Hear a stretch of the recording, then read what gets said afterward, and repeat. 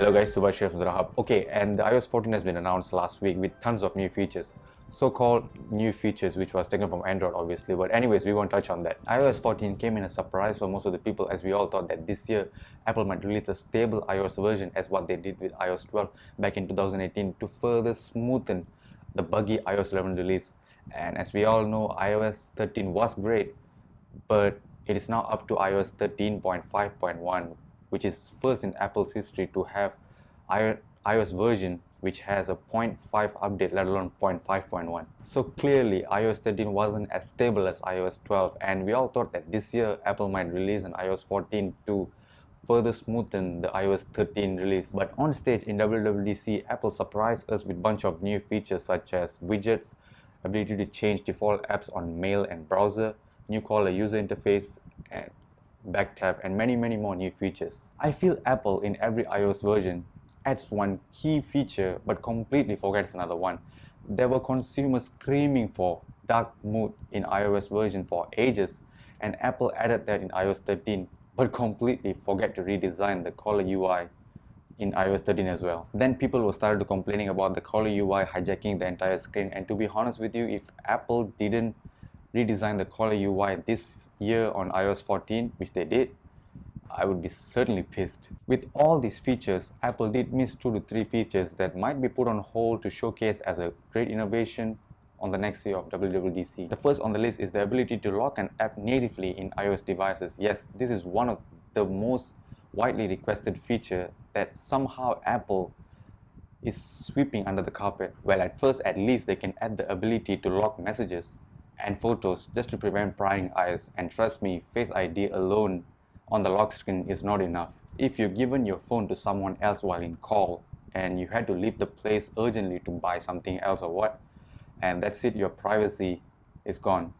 It's quite ironic that Apple highlighting on privacy but doesn't implement this feature on their iOS devices. It is possible to lock an app in iOS as third-party developers started to do on their respective apps. Apps such as WhatsApp and Telegram started to implement app lock on their native apps. Although I don't like the way Telegram handles the app lock compared to WhatsApp. WhatsApp handles it perfectly and efficiently. Anyway, staying on track, the ability to lock an app, or at least lock Apple's native apps such as photos and messages, is something missing from iOS 14 and may be introduced on iOS 15. The next feature will correlate with what I just told. There is still no guest mode in iOS. We had this in Mac for years and Apple still hesitant to put guest mode in iOS devices. Well, if you guys didn't know what guest mode is, it's a mode for other people than you to use your phone when you lend to them. Basically, you can disable some app which you may think that it might invade your privacy, and when the guest mode is on, the person holding your phone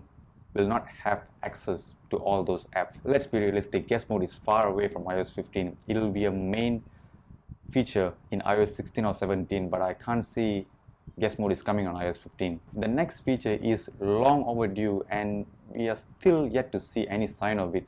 It's the ability to kill all apps at once. In iOS 10, Apple introduced clear all notification button. With a single 3D or haptic press on the X button, it'll show up the clear notification so you can clear all notification at once. Since iOS 10, 3 major iOS versions has passed and we are yet to see the ability to kill all apps at once, and on iOS 14 that wait will continue for quite some time. And yes, I know all of these features are available in jailbreak and you can easily recommend me to jailbreak my phone to get all these features, but will I jailbreak on my main device? The answer is no. As for me, I only have one device currently which I'm using it for recording, and here's a word for caution: do not jailbreak on your main device. Jailbreaks are cool, I admit that, but the complication that comes with it, it's not worth it. The bank app literally will not work on jailbroken device. To compromise safety and privacy to get all these new features, for me, in my opinion, it is not worth it. The last one on the list is not essential, but it's kind of like one of my favorites after seeing the macOS Big Sur redesigned app icons. A couple of days ago in Twitter, Ben Gaskin shared an image of what iOS will look like with redesigned app icon without naming underneath. I gotta say, it's pretty dope. macOS Big Sur's redesigned app icon look like the nostalgic iOS 4, 5 and 6 skeuomorphic kind of design. But fun fact, This design is not skeuomorphic, it's called neomorphism. These two are basically two different terms. Skeuomorphism design is like 3D image popping up, which we last saw on iOS 6, while neomorphism is like slightly same as skeuomorphism but with depth and shallow on it. I personally kind of think that how skeuomorphism died and flat design were a trend, and flat design will die and neomorphism will become the next trend. Well, that's my 2 cents. Overall, I gotta say iOS 14 is good. It is solid, it is stable even on developer betas as per reports. I got no complaints whatsoever. Apple delivered iOS 14 perfectly, and even some of my Android friends who are now eager to try out iOS device just for the iOS 14 sake. But these features which I told above is what that makes iOS from good to perfect. If you want to see in a positive way, if Apple gave every feature at once, it might have made the iOS version buggy and not stable. Sometimes too many features in a single update might make the OS unstable. From recoding to reapplying, a small error might be catastrophic. So in order to preserve the iOS stability, Apple might add other features slowly on the next iOS variant. But if you want to see on a negative perspective, Apple just want to have some sort of new features on the next iOS versions rather than just stability updates. It is up to you guys whether you want to take it in a positive way or a negative way. Let me know what you think about this take in the comments below. That I can say wraps up the video. Feel free to hit me in Twitter if you have some video discussion for me to talk about it. As usual, if you found this video helpful, like this video, subscribe to this channel. I will see you in the next video. Until then, bye bye.